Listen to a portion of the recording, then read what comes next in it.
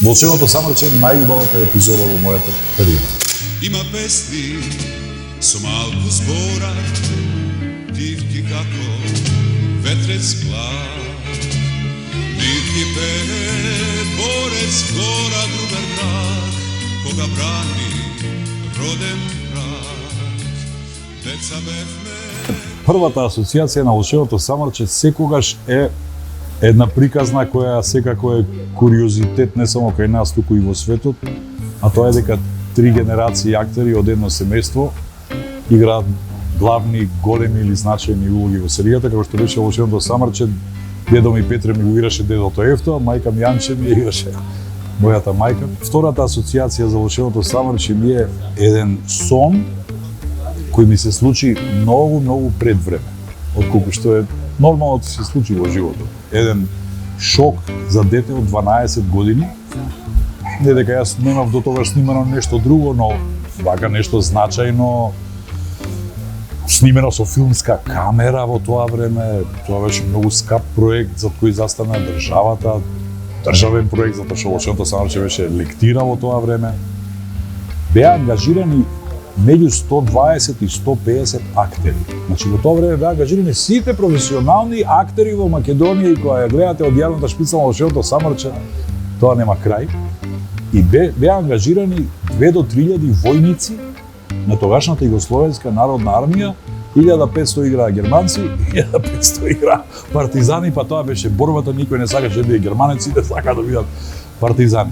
И трета работа на која ми текнува е тоа како државата во тоа време се однесуваше кон своите придобивки.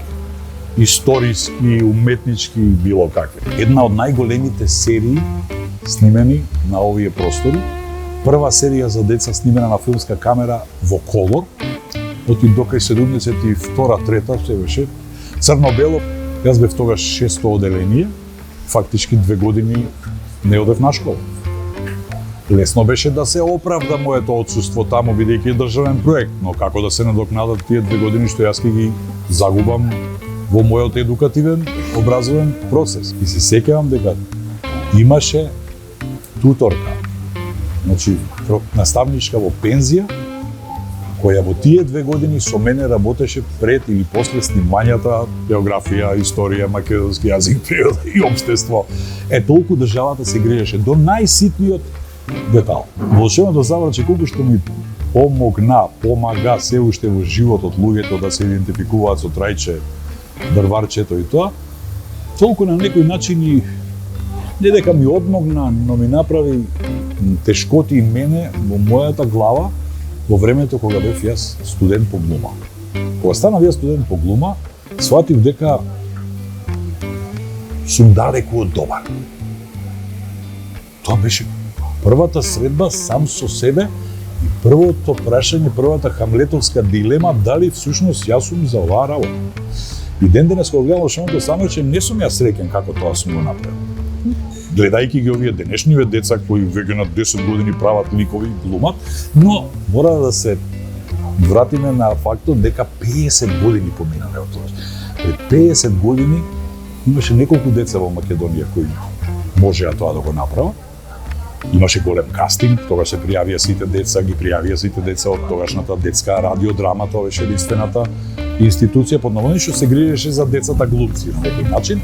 Јас се појавив на тој кастинг и веројатно во тоа време режисерот Ацо Алексов не сакаше да рискира со деца кои немаат искуство пред камера. Јас претходно имам снимано и филмови и серии, така што се одлучија за мене. Самиот факт дека си со мама и со дедо, искусни актери, апсолутно немав страф никаков. Знаев дека што и да се случи, тука се тие двајца да ми помогнат, но со текот на времето како стануваш искусен и ти како едно дете, на крајот на снимањето јас им кажувам што треба да прават на мајка ми, на дедо ми, тоа беше многу смешно. Сеќам дека режисерот Ацо Алексов, кога сакаше да направи штос, му викаше на дедо ми: учи малку од малиот како се глуми, и така ме мотивираше, иако тоа не е баш педагошки, но ете такво беше тоа време. Таква екипа телевизиска. Ацо Алексов режисер, Раден Ниотис легендарен главен продуцент, Чичко Цете, главен организатор, Стојање Равњашки Шиндо, еден од најдобрите организатори кој тогаш учеше за мене. Љубомир Ваглинаров, директор на фотографија, Љубо Црни, легендарен, Бранко Давидовски, Зеко, Шарпер во тоа време, после стана еден од врвните камермани во Македонија, Димитар Масевски, музиката една печатлива, ова и ти кажам, 150 македонски актери и можеби сум единствениот што има играно, ама баш со сите. И ти замисли за мене каков шок е тоа за дете да играш со Коле Ангеловски и со Ристо Шишков. Во тоа време Шишков и Коле Ангеловски, особено Коле, беа југословенски звезди. Коле снимаше југословенски филмови од битката на Неретва, па не знам до филмовите на Саша Поповиќ и така натаму. Импозантно, не само за мене како за дете, туку во тоа време и тие што студираа академија беа викнати да статираат и играат мали улоги, тоа беше за нив доживување да играат заедно со најголемите звезди на тогашното глумиште. Тоа е она задоволство што го имаат професионалните актери кога ќе стигнат до својата улога со ништото, до својот ангажман со ништото. Јас можеби имав и несреќа што мојот ангажман со ништото ми се случи на 12 години. Можеби не беше природно, но кога сеќе се собере и одземе, Волшебното самрче е најубавата епизода во мојата кариера. Само 2-3 години после емитувањето на Волшебното самрче, јас запишав Академијата за драмски уметности во Скопје и половина од професорите ми беа колегите од Волшебното самрче. Не, дури мојот професор Вукан Диневски, кој играше значајна улога во серијата, ми беше професор и се ослувавме со колега уште од прва година. Да речеме, никој не знае дека на половина од снимањето во Маврово ни го украдоа Дорчо. Украдоа Коњов. Коњов главна улога заедно со мене, Дорчо попопуларен од Трајче. Паника. Цела филмска екипа, 100 души сместена во хотел Бистра во Маврово, не може да се снима, го нема Дорчо. Полиција известена се. Најдоа едно конче кој личеше на Дорчо по бојата, ама не е Дорчо. Дорчо веќе беше глумец, еде дубл, вториот пат он сам се враќа на местото за да го снима вториот дубл. И снимавме 9-10 дена со тоа друго конче од некакви чудни агли да не се препозна. Го вратија Дорчо после 10 дена, си продолжи Дорчо со својата филмска кариера, но никој не знае дека во 2 епизоди од Волшебното самрче фактички Дорчо не е Дорчо.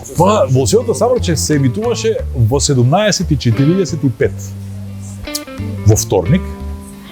И сеќавам дека нашите часови завршуваа кај 17:15 и 20, втора смена, нели? И ние брзо Георги Димитров со трчање да стигнеме дома, да ја фатиме новата епизода и верувај, по улиците немаше луѓе. Јас имам учествувано во животот во неколку проекти кои ги празнеле улиците, Волшебното самрче е првиот од нив. Буквално немаше дете што тоа него. Сите сакаја да бидат Трајче. Сите се поистоветија со тој Трајче, но тоа се уште се негуваше приказната на народно-ослободителната борба. Сепак Волшебното самрче е снимено само 30 години после Втората светска војна. Чичко Ванчо Николевски присуствуваше на првиот ден на снимање. Дојде, се запозна со мене и тоа баш на сцената каде што јас плачам по татко ми кога ќе дознаам дека татко ми е загинат во бомбардирањето во Белград. Така завршува првата епизода со моите раце на коњот, вистински солзи и така натаму. Мене ми остана така неостварена желба и голема мака што него запозна вистинскиот Трајче, кој во тоа време боледуваше од тешка болест и кој почина за време на снимањето и никогаш не успеа да ја види.